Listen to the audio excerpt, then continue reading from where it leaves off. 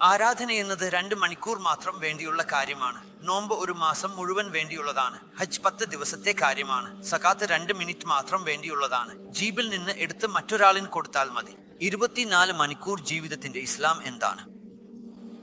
അത് നന്മയാണ്, അത് സത്യസന്ധതയാണ്, അത് ശുദ്ധമായ ജീവിതമാണ്, അത് മാന്യതയും ബഹുമാനവുമാണ്. മുതിർന്നവർക്കും ചെറുപ്പവർക്കും പരസ്പര ബഹുമാനമാണ്. ഭർത്താവിനും ഭാര്യയ്ക്കും ഇടയിലെ സ്നേഹമാണ്. മക്കൾ മാതാപിതാക്കളെ ബഹുമാനിക്കുന്നതാണ്. മാതാപിതാക്കൾ മക്കളെ ബഹുമാനിക്കുന്നതാണ്. ഇവയൊക്കെയാണ് എന്റെ നബിയുടെ മനോഹരമായ ജീവിതം. സകല ലോകത്തിന്റെയും നബി വീട്ടിൽ വരുമ്പോൾ ഹസ്രത്ത് ആയിഷയ്ക്ക് മാവ് കലക്കാൻ അറിയില്ലായിരുന്നു. എന്റെ നബി ഹസ്രത്ത് ആയിഷയ്ക്ക് മാവ് കലക്കി കൊടുക്കുമായിരുന്നു. അമ്മായിയമ്മ ആയിഷ അപ്പം വേവിക്കുമായിരുന്നു. ഭക്ഷണം കഴിക്കുമ്പോൾ നബി സ്വയം അപ്പം തകർത്തു അമ്മായിയമ്മക്ക് തിന്നാൻ കൊടുക്കുമായിരുന്നു. പ്രേമത്തിന്റെ പ്രകടനം. ഒരു യുവാവ് പറഞ്ഞു, മൗലാന, ഒരു താവീസ് തരൂ, എന്റെ ഭാര്യയുമായി എപ്പോഴും വഴക്കാണ്. ഞാൻ പറഞ്ഞു, ഭാര്യമാരുടെ കാര്യത്തിൽ താവീസ് ഒന്നും പ്രവർത്തിക്കില്ല. അവൻ ചോദിച്ചു, ഞാൻ എന്ത് ചെയ്യണം? ഞാൻ പറഞ്ഞു, നബിയുടെ രീതി എടുക്കൂ, സ്നേഹം കൊടുക്കൂ, ബഹുമാനം കൊടുക്കൂ, ആദരം കൊടുക്കൂ. ഭക്ഷണം കഴിക്കുമ്പോൾ 2-3 തവണ നിങ്ങളുടെ കൈകൊണ്ട് അവളെ തിന്നു കൊടുക്കൂ. അവൻ ചോദിച്ചു, അതിനാൽ എന്ത് സംഭവിക്കും? ഞാൻ പറഞ്ഞു, നീ കാണൂ എന്ത് സംഭവിക്കുമെന്ന്. 10-12 ദിവസത്തിന് ശേഷം അവൻ ഫോൺ ചെയ്തു. ഞാൻ ചോദിച്ചു, എന്റെ പറഞ്ഞത് ചെയ്തു? അവൻ പറഞ്ഞു, ഇല്ല. ഞാൻ ചോദിച്ചു, എന്തുകൊണ്ട്? അവൻ പറഞ്ഞു, ലജ്ജ തോന്നുന്നു. ഞാൻ പറഞ്ഞു, ദുർബലരോടൊപ്പം വഴക്കിടുമ്പോൾ ലജ്ജ തോന്നുന്നില്ലേ? ദുർബലരോടൊപ്പം വഴക്കിടുന്നവരുണ്ടോ? സ്ത്രീകൾ ദുർബലരാണ്, അവരോടും വഴക്കിടുന്നവരുണ്ടോ? കാമെ പെഹ്ൽവാൻ എന്ന പേര് കേട്ടിട്ടുണ്ടാവും. വലിയ പ്രായമുള്ളവർക്ക് അറിയാം. കാമ എന്നവൻ ഒരു വേൾഡ് ചാമ്പ്യൻ ആയിരുന്നു. അവൻ 1910 ലണ്ടനിൽ അമേരിക്കൻ പെഹ്ൽവാൻ തസ്പീസിനെ തോൽപ്പിച്ചു. അതിനുശേഷം വേൾഡ് ചാമ്പ്യൻ എന്ന പട്ടം നേടി. പാർട്ടീഷൻ കഴിഞ്ഞ് കാമെ ലാഹോറിലേക്ക് വന്നു.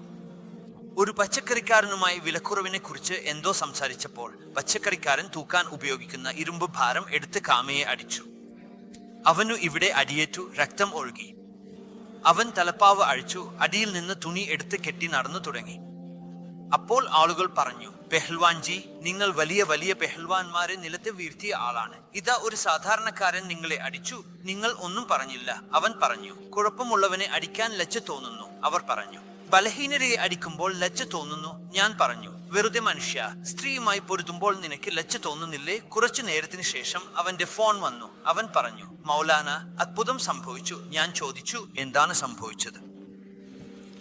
അവൻ പറഞ്ഞു, ഞാൻ അവളുടെ വായിൽ ഭക്ഷണം ഇടുമ്പോൾ തന്നെ അവളുടെ വായ് അങ്ങനെ തുറന്നു തന്നെ നിന്നു. അവൾ ചോദിച്ചു, നിനക്ക് ഈ പാഠം ആരാണ് പഠിപ്പിച്ചത്? നീ ഓർത്തു തന്നെ ചെയ്യാൻ കഴിയില്ലല്ലോ. അവൻ പറഞ്ഞു, മൗലവി താരിഖ് ജമീൽ എന്നാണോ എന്നെ പഠിപ്പിച്ചത്? അവൾ കൈകൾ ഉയർത്തി പ്രാർത്ഥിച്ചു. കറുത്ത മൗലവി താരിഖ് ജമീൽ സുഖമായി ജീവിക്കട്ടെ. ഞങ്ങളുടെ രാജ്പുതുകളിൽ ഒരു ശാഖയുണ്ട്, അതാണ് രംഗഡ്. അവരൊക്കെ വളരെ കടുപ്പമുള്ളവരാണ്, വളരെ കടുത്ത സ്വഭാവമുള്ളവർ. എന്റെ ഒരു സുഹൃത്ത് ഉണ്ടായിരുന്നു. അവൻ എന്റെ കൂടെ ജമാഅത്തിൽ പോകാറുണ്ടായിരുന്നു. ഞാൻ അവനെ ഫോൺ ചെയ്തു. റാവു സാഹിബ് ഉണ്ടോ? അവന്റെ ഭാര്യയും അവിടെയുണ്ട്.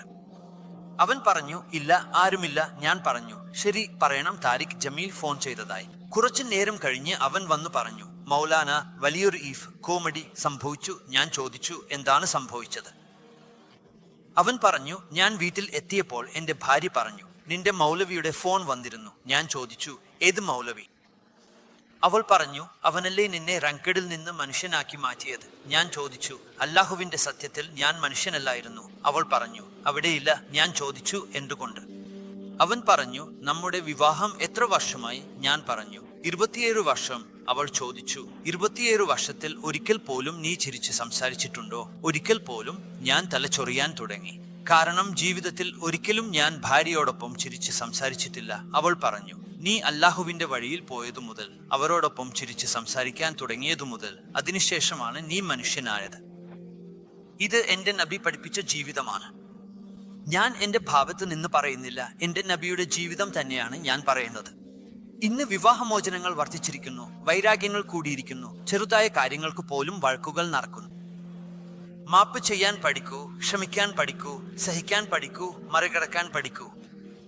എന്റെ നബി 11 വിവാഹങ്ങൾ നടത്തി. അല്ലാഹുവിന്റെ പേരിൽ ഞാൻ പറയുന്നു, അല്ലാഹുവിന്റെ പേരിൽ ഞാൻ പറയുന്നു, അല്ലാഹുവിന്റെ പേരിൽ ഞാൻ പറയുന്നു. നമുക്ക് ജീവിതം പഠിപ്പിക്കാനാണ് ഇത് എല്ലാം.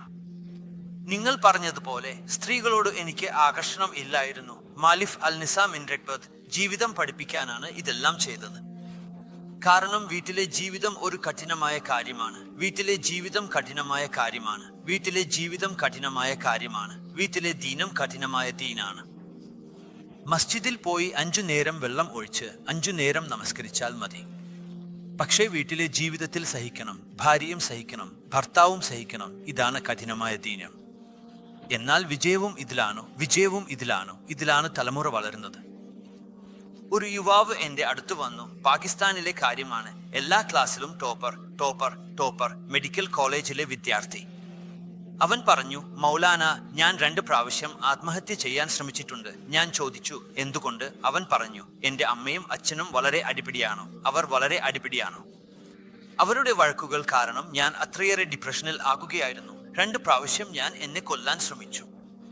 എന്റെ ജീവിതം തന്നെ. എന്നാൽ അല്ലാഹു എന്നെ രക്ഷിച്ചു. എന്റെ ജീവിതം തന്നെ. അല്ലാഹു എന്നെ രക്ഷിച്ചു. നമ്മുടെ വീടുകൾ സമാധാനത്തോടെ നിലനിൽക്കണമെങ്കിൽ നബി യുടെ നന്മയും ശീലങ്ങളും ഞാൻ പഠിക്കണം, നിങ്ങൾക്കും പഠിക്കണം.